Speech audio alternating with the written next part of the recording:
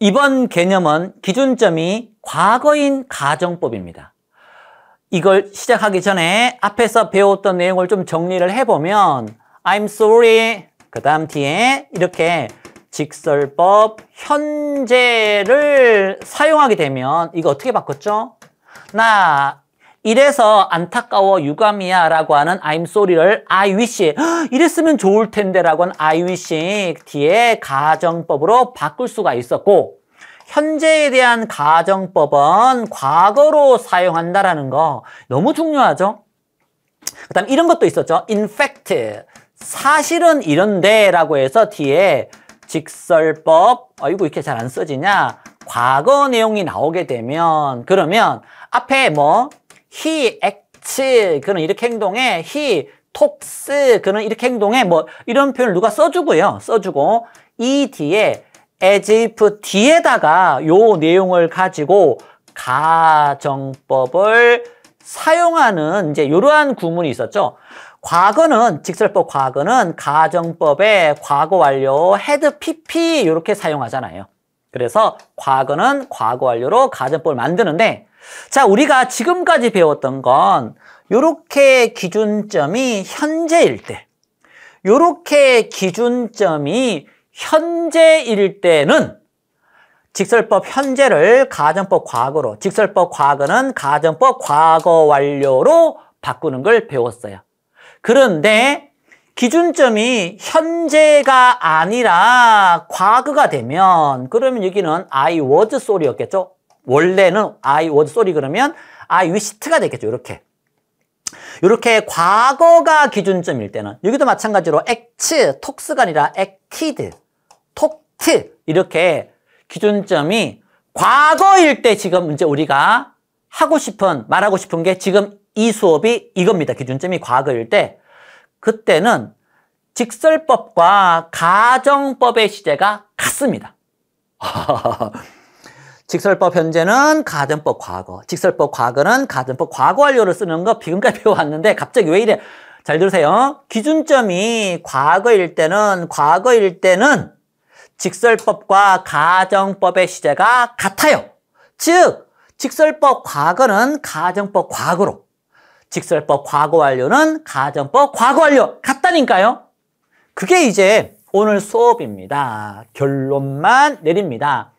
기준점이 과거일 때는 직설법과 가정법의 시제가 같아요. I was sorry, 안타깝지만 유감스럽었지만 I didn't buy a house last year. 작년에 집을 사지 않았어. 그게 작년에 너무 안타까웠어, 유감스러웠어, 후회스러웠어 이런 표현이잖아요.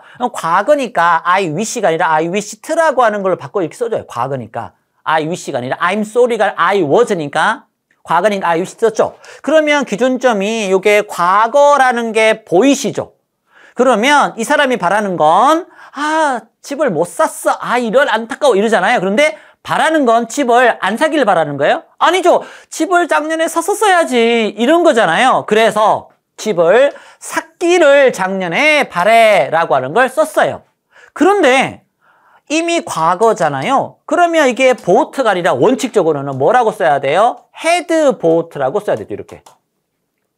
왜냐? 과거에 대한 가정법은 I wish 뒤에는 가정법, I am sorry, I was sorry 뒤에는 직설법이니까, I wish 뒤에는 가정법이니까 과거에 대한 내용은 과거 완료를 써야 되는데, 기준점이 과거일 때는 시제가 같다고요. 과거면 과거로 쓴다고요.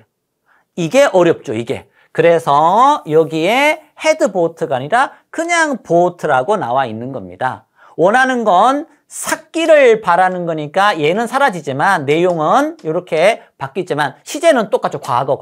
자, 다시 읽어보세요. I was sorry죠. I am sorry가 아니라 was가 과거니까 I wish가 아니라 I wished라고 하는 과거 시제가 썼어요. 기준점이 과거라는 거예요. 그럼 보세요. I had chosen the boring book. 내가 그 따분한 책을 선택한 거 안타깝네, 유감스럽네, 후회스럽네 이런 표현이었는데 후회스러웠다 이렇게 해야 되겠죠. 후회스럽다가 아니라 과거니까. 그래서 I wished로 썼는데 기준점이 과거인데 요 내용은 그 따분한 책을 선택한 거를 후회하는 거니까 선택하지 않았더라면 좋았을 텐데 이렇게 되는 거죠. 선택을 했으니까 선택을 안 했으면 이런 식으로 문장을 바꿔야 되는 거죠. 그래서 I wished 뒤에 대 쓰고 물론 생략 가능하죠. 주로 생략 더 많지만 이 뒤에 쓰는데 여기에 had pp가 나오죠. 그러면 똑같이 기준점이 과거일 때는 여기가 과거면 과거, 과거 완료면 과거 완료. 그래서 had pp니까 똑같이 had pp 쓴 거예요. 대신 내용은 선택을 해서 안타까워하는 거니까 선택을 하지 않았기를 바라는 거잖아요. 그래서 had pp에 여기에 선택하지 않았기를 hadn't라고 하는 not이 여기는 없는데 여기는 포함되는 거. 요런 차이는 있지만 시제는 같아요. 자, 또 반복할게요.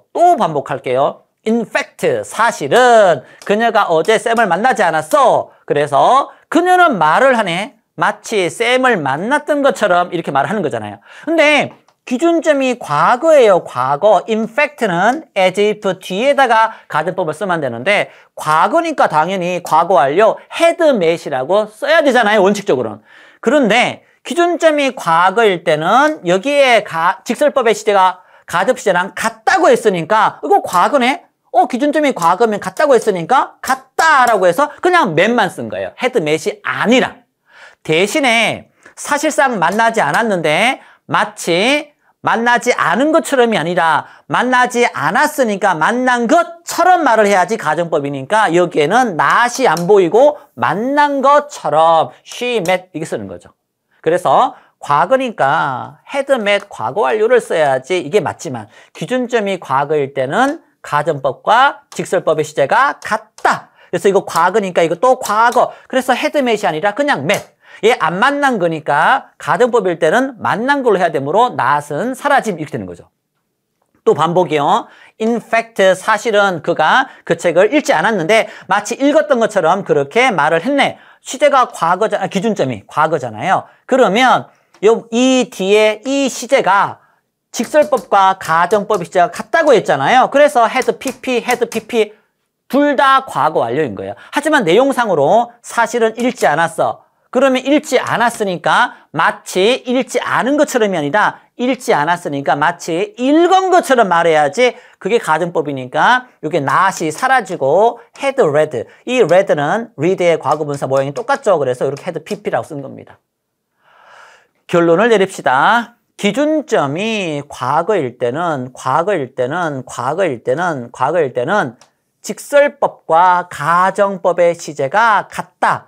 내용은 파악해서 not이 있으면 not을 빼고 not이 없으면 not을 넣고 이렇게 내용 파악은 하시고 직설법과 가정법의 시제가 기준점이 과거일 때는 같다. 이렇게 정리하시기 바랍니다.